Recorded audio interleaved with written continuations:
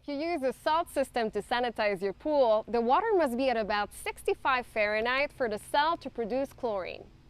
At the beginning of the season, especially when the pool water is still cold, ensure you always have chlorine in stock, including chlorinating granules to keep your water clean and sanitized at all times. When the water is warm enough, you can start your salt system and the chlorine production. To produce the right amount of chlorine, you need to add the right amount of salt to the pool. So what should you do at the beginning of the season?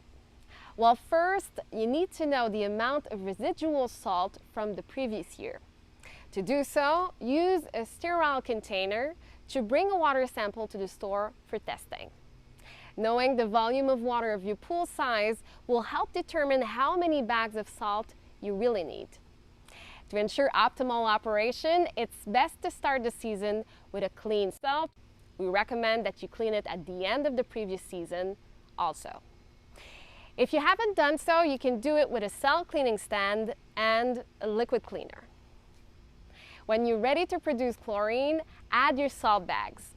It's very important to turn off the system and ensure it's not on when you add the products to the pool.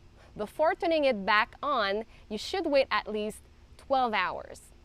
And it will take an additional 12 hours before you can get an accurate reading of the amount of salt in the pool. At that point, the production will have started and you'll need to regularly monitor your chlorine level with a drop test or test strips, as the production will need to be adjusted. The small switch on the front of your salt systems box works like a timer. For example, if you set it to 50%, the system will produce chlorine 50% of the time. So if the chlorine level is too high, you'll decrease the percentage of production a little bit. And if it's too low, well, you'll increase it a little bit.